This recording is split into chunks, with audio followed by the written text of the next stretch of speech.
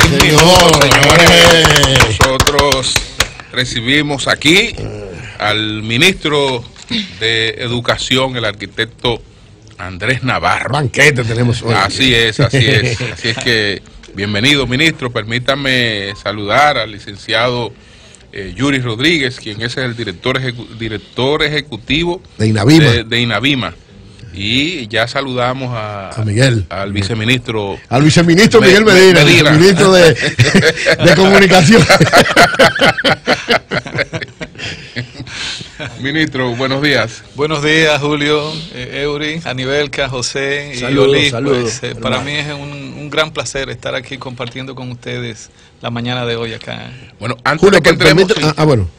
Sí, sería importante que el ministro, antes de que empecemos con preguntas, nos dé una panorámica, ¿no? De lo que ha ocurrido en educación, no solo ya en su gestión, sino en un consolidado de la aplicación del 4% sí, a nivel de infraestructura, y no solo de infraestructura, de las cosas que usted entienda más importante a destacar. Bien, Julio, y a toda la ciudadanía que nos escucha. Pues dentro de unos días, el 16 de agosto, nuestro presidente Danilo Medina ya arriba a su 6º año cumplido de gestión gubernamental. Y es importante que podamos pasar balance, en este caso en materia educativa. El primer hecho fundamental para la educación, que yo diría se convirtió en un punto de inflexión en la ruta que llevaba la educación dominicana, fue el Pacto Nacional por la reforma educativa, esa especie de un contrato social que se ha dado la República Dominicana para que todos los sectores estén comprometidos en el cambio en la educación y en la mejora de la calidad de los aprendizajes. Podemos decir este es un primer hecho fundamental en la gestión gubernamental del presidente Danilo Medina. El segundo paso y resultado concreto de esta transformación denominada revolución educativa fue la aprobación de un nuevo currículum, hecho que se da en el 2014 y que representa también para la República Dominicana un cambio en la estrategia de formación de nuestros estudiantes. Antes estudiábamos con un currículum basado en conocimiento, es decir, que el estudiante tenía que recordar, memorizar datos, fechas, nombres, exactamente. Así nos formamos prácticamente todos los que hoy somos adultos. Sin embargo, el nuevo currículum está basado en el desarrollo de competencias, es decir, habilidades. En otras palabras, hemos pasado del solamente saber al saber hacer y el saber ser. El saber ser nos remite entonces también, además de hacer cosas, pues la adquisición y el desarrollo de valores, de conductas y comportamientos. Es importante que la población dominicana sepa que el cambio sustancial en la educación, más que la infraestructura, precisamente radica en la aplicación de esta nueva estrategia, de este nuevo paradigma curricular. Después está, claro, está señalar el Programa Nacional de Edificaciones Escolares.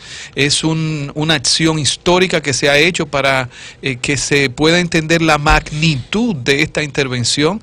Hoy en día hemos establecido, hasta el día de hoy hemos establecido 1.900 contratos de edificaciones. 1.900. Sí, ¿Qué significa contratos? Eso quiere decir que tenemos 1.900 arquitectos, ingenieros, contratistas que ganaron a través de un sorteo. Eso es lo que decía el ministro González, que antes eran 7 empresas y ahora son 1.900. Y jóvenes profesionales de todo tipo. O sea, el presidente Danilo Medina democratizó la asignación de contratos, en este caso a través del programa de edificaciones escolares. Todos por sorteo, o sea, nadie asignado. Por sorteo, exactamente. La gran mayoría de estas intervenciones son nuevos centros educativos o nuevas edificaciones escolares.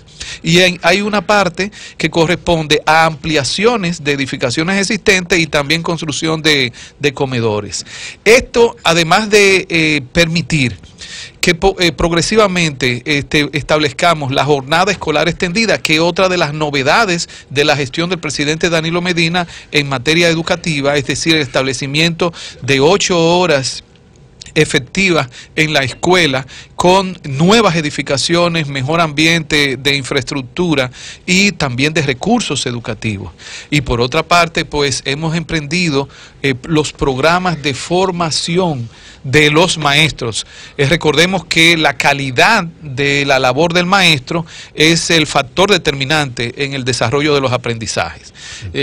Invertir en infraestructura, invertir en jornada escolar extendida, en alimentación, etcétera, crea condiciones favorables a los aprendizajes, pero no los desarrolla per se, sino que es indispensable la labor de calidad del maestro, que es digamos, la variable determinante para que el niño aprenda más y mejor. De manera que este conjunto de acciones, en otras palabras, capacitación y formación de los maestros, creación de condiciones de infraestructura y de ambiente para los estudiantes, y un tercer componente en el que hemos estado trabajando en estos 6 años es la formación de los directores de centros educativos, es decir, de las escuelas. Porque si yo tengo buenos maestros en las escuelas, si tengo buenas edificaciones, pero no tengo una buena dirección escolar, entonces eso entorpece la consecución del desarrollo de los aprendizajes. Por eso estamos trabajando también con toda la estructura de directores, desde los directores regionales, distritales, hasta los directores de centro. Sí. Ministro, se inicia el año escolar. Así es. Ya ahora en agosto. ¿Qué día se inicia? Si están ya todos los detalles de esto y sobre todo un aspecto que llama mucho la atención. Se espera que este año se inicie con un nuevo uniforme que se informó el año pasado. ¿En qué está todo eso? Bien, Eury, iniciamos el lunes 20 de agosto. Lunes 20. Sí, y la inauguración del año escolar, es decir, el acto de apertura encabezado por el presidente Danilo Medina, se hará en la ciudad de Atomayor. En Atomayor. Sí, Atomayor es la provincia que tiene ya prácticamente el 100% de la jornada escolar extendida. O sea, todos los estudiantes están en jornada extendida. Con 2 centros educativos que vamos a inaugurar precisamente el día 20 de agosto, pues tendremos ya la primera provincia con todos sus centros educativos con jornada escolar extendida. Y tenemos varias novedades. Entre las novedades, como me pregunta Seuri, está la del establecimiento de un nuevo uniforme, que consiste realmente en el cambio de camisas a polo shirt. Okay. Y esto lo hemos hecho fundamentalmente por razones de carácter... Perdón, ministro, ahí recordamos que generó una especie de reacción, ¿no? Sí. En la sociedad. Unos uniformes que evocaban como los Power Rangers, ¿esos se van a mantener? Sí, claro. ¿Se hizo algún cambio? Claro, no, claro. No. Y el del nordeste tiene el color de los gigantes. Ah, sí, vamos a ver. ¿Se mantienen esos mismos diseños? Se mantienen esos colores. Cambios? No, se mantienen los mismos colores que ustedes vieron hace meses cuando presentamos el proyecto. Primero, el cambio, ¿por qué? ¿Por qué el cambio? ¿Por qué el cambio? Antes teníamos camisas. Sí, camisas azules. Las camisas primero azules. Caquis y después azules. Y después azules. Pero ¿qué pasa? Que la camisa, independientemente del color, no es operativa ni para las madres, no es práctica. Sí, para las familias, no es práctica, ni para los estudiantes, especialmente para las niñas adolescentes. Porque es una vestimenta con botones que no permite la protección de la intimidad de la niña. Eso es correcto. Y por eso ustedes pueden ir a cualquier escuela, tienen que ponerse un suéter primero y después la camisa. Sí, además, para niñas y niños, los botones se rompen con facilidad, es muy vulnerable. En muchas escuelas, los niños tienen las camisas arrugadas, porque por condiciones X en su familia no se le mantiene la pulcritud. Entonces, ¿qué pasa? Con el polo shirt, y no es casual que prácticamente el 90% de los colegios privados hace años ya usan el polo shirt. Piensen en los colegios más prestigiosos. Entonces no se cambió el concepto de camisa a polo shirt y se dejó el color. Bueno, porque entonces aprovechamos, si íbamos a cambiar ya el atuendo, decidimos cambiarle el color para generar un ambiente más lúdico en la escuela. Más entretenido. Hay que entender que educar bien no tiene que ser una actividad aburrida, por Dios. Y la gente piensa que aquello que pica, aquello que duele o aquello que es aburrido es lo que tiene calidad. Y esa cultura tenemos que vencerla, ¿no? Entonces, por eso determinamos en los 5 ejes regionales territoriales que tiene el sistema, establecerle colores distintos. Y usamos para el establecimiento del criterio del color, primero, tonos que fueran adecuados en términos psicológicos, fueran adecuados para concentrarlo en un aula y en una escuela. Por eso el área de psicología y orientación fue la que asesoró en el tono. Ahora, el color lo escogimos a partir de la identidad del deporte nacional, que es el béisbol. Los gigantes, claro. Hablamos del hay más pacto, azules que todos los otros. hablamos del pacto educativo. ¿Qué implica? ¿Qué ha implicado? ¿Qué compromiso tienen los actores, sobre todo el gremio magisterial, que tiene un peso importante? ¿Qué pasó con el diferéndum que se planteó con respecto a la elección de los directores regionales? En ese proceso de cambio, ¿cuál ha sido el secreto de gestionar esto en un ambiente de menor conflictividad, cuando se sabe que los gremios siempre tienen sus propios intereses y su propia dinámica? Bien, Oli, en el Pacto Nacional por la Reforma Educativa se establecen una serie de compromisos para los diferentes sectores, también metas, objetivos. Entre estos hay compromisos que tienen que ver directamente con la calidad educativa, es decir, con el cambio curricular, con la formación de los docentes, también con la incorporación de nuevos recursos educativos. Pero también hay objetivos y medidas que tienen que ver con la reforma institucional del Ministerio de Educación, para que sea más eficiente, para que sea más transparente y para que haya garantía del buen uso del 4% del PIB en la educación. Todo esto implica entonces cambio, transformaciones. En algunas de esas transformaciones hay sectores que se han opuesto, y en el caso específico de la selección de los directores regionales y distritales, hubo un sector de la ADP que se opuso. Hay que reconocer, y yo en primer lugar, que no fue la ADP en su conjunto, sino un sector de la ADP, que tiene derecho a oponerse. O sea, en los cambios que se dan en las instituciones, en las transformaciones, y más cuando hay colectivo, hay que entender el derecho a disentir, el derecho a la oposición. Y nosotros lo hemos manejado con ese carácter, con esa visión. Y van a seguir nuevas transformaciones, porque recuerden que la meta de una mejor educación implica cambios sustantivos en el sistema educativo dominicano. Nos escriben con algunas inquietudes, si el ministro lo permite, ministro, usted no le teme a la gente. No, claro, al contrario. No, al contrario. Nosotros tenemos que dar la cara a la gente, los funcionarios públicos. Sí. Entonces, después que agotemos aquí la ronda de preguntas, vamos a permitir algunas inquietudes del público. Se incorpora don Melton Pineda. Muchas gracias. Sí, Anibelka. Bueno, hubo una evaluación de desempeño recientemente, a la cual acudieron, creo que el universo de los profesores del país. Los resultados más o menos se han comentado, pero quizás en mayores detalles. ¿Qué tan complacido se siente el ministerio con los resultados arrojados por esa evaluación, y cuál es el paso siguiente? Te evalué, ahí yo determiné que eres competente, que no eres competente, ¿cuál es el paso siguiente? Bien, Anibelka, ustedes recordarán que la primera medida que tomé en cuanto a la búsqueda de la calidad fue el establecimiento de una auditoría en la nómina docente. La auditoría para tener el dato cierto de cuántos docentes y dónde teníamos laborando en el sistema. Eso se cumplió a cabalidad. Una vez ya identificado dónde se encontraban todos los docentes, estamos hablando de unas 80.000 personas en función docente, de las cuales más de 60.000 son profesores y profesoras de aulas.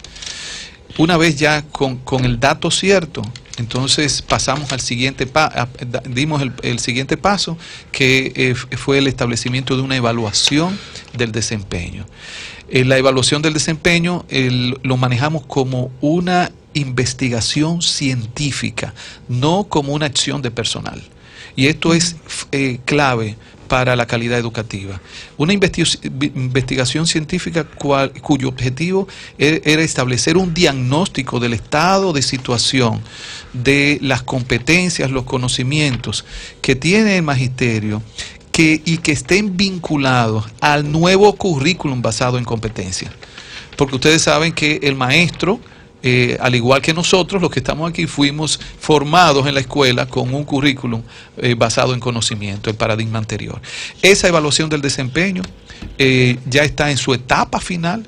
Concluimos la etapa, digamos, más importante y más voluminosa, que es la evaluación de 60.400 maestros de aulas. Esa está concluida. Y ahora estamos en la fase de la evaluación de los docentes que no son maestros de aula, que son los directores, que son los coordinadores pedagógicos, los orientadores, los que forman los técnicos docentes, etcétera.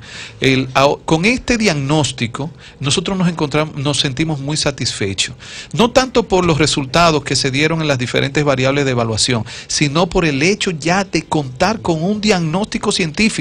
Hay que entender que en la República Dominicana la costumbre ha sido que a la hora de aplicar políticas públicas comúnmente lo hacemos sin diagnóstico científico, sino sobre la base de modelos externos o internos o la presunción de un funcionario. Y lo que hemos querido es trabajar la política educativa sobre la base de evidencias. Y partiendo de esa evidencia encontrada, entonces la pregunta es el siguiente paso es entonces la aplicación, que es la tercera etapa, la aplicación de los programas de formación de los maestros. Pero esos programas ahora no están basados en esquemas digamos, convencionales, sino en la necesidad que tiene el maestro, que ha sido diagnosticada maestro por maestro, porque esto es un censo, escuela por escuela, distrito por distrito.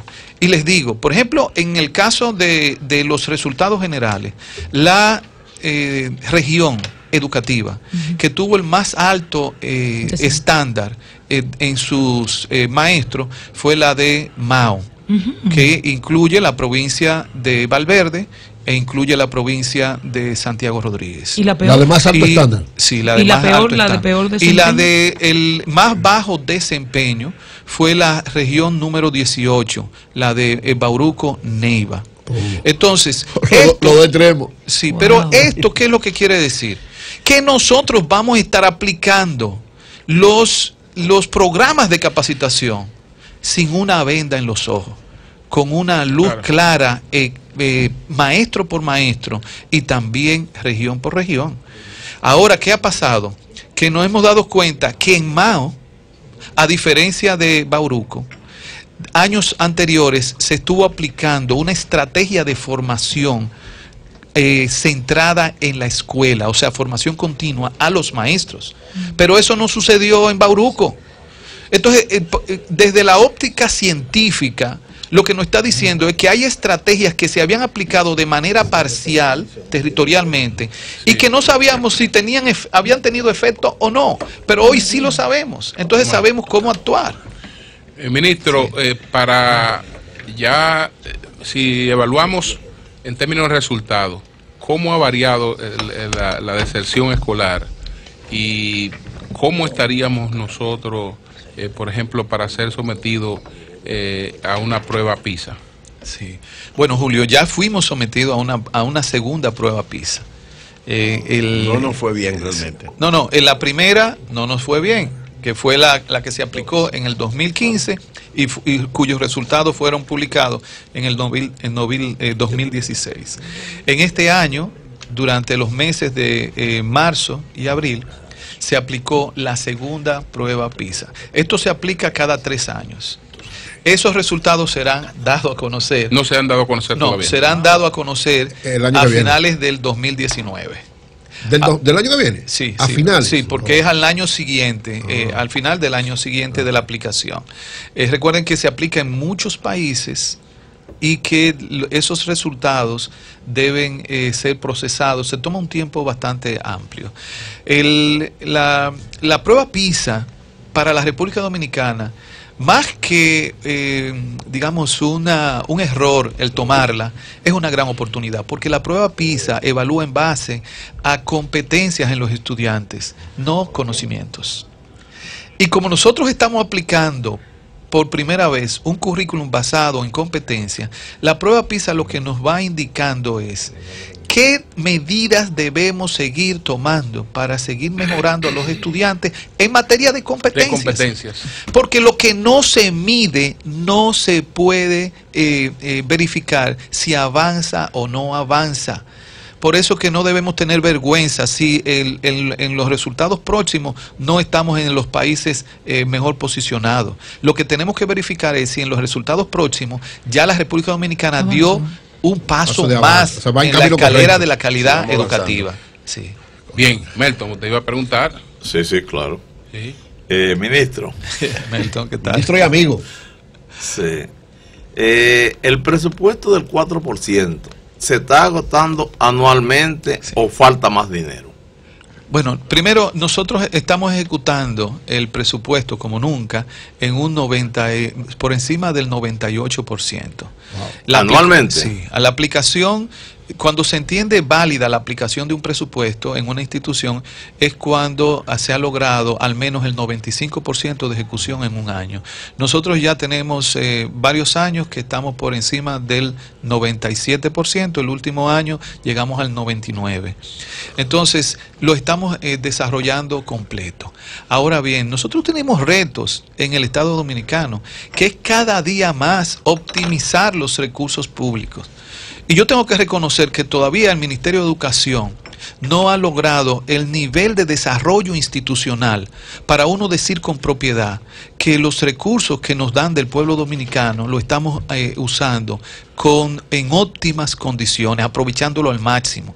Por eso he planteado en múltiples ocasiones que el sistema educativo dominicano necesita una nueva institucionalidad, es decir, un Ministerio de Educación lo suficientemente eficiente, capaz de invertir todos los recursos, pero de manera que tributen al objetivo fundamental que es la calidad educativa.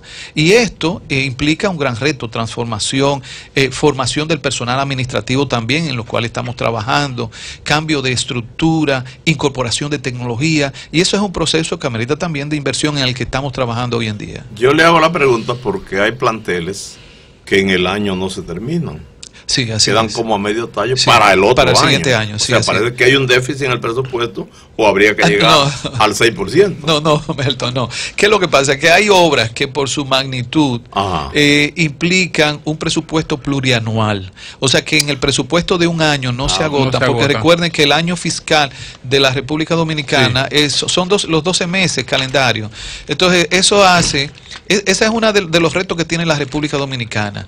Nosotros debemos lograr que en las instituciones en algún momento se puedan aprobar los presupuestos, no para un año, sino para varios años, porque tienen especialmente las acciones de las instituciones de la magnitud del Ministerio de Educación implican muchos proyectos que son plurianuales. Sí. Sí. Ministro, está medido, todo el mundo percibe que en los últimos tiempos, fruto de la consolidación de la educación pública, hay un trasiego de privado a público. ¿Está medido eso? ¿Se sabe la cantidad promedio de estudiantes o porcentaje del sector privado que ha pasado al sector público? Sí, el año antepasado, los datos del año antepasado lo tenemos. Migraron más de 60.000 estudiantes del sector privado de la educación al sector público.